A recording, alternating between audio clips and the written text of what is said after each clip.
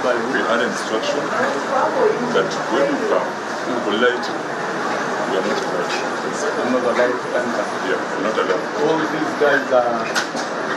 Yeah, they are here to make sure that security family must be identified. So anybody who wants to instruct you to block me should seek fresh orders on Thursday. If those orders are to obstruct me from coming here, then definitely I'll not come. So from this point, because we've had a good engagement and it's now public knowledge that I've been blocked from entering my office as the legitimate secretary of Kenya National Union of Teachers via this court.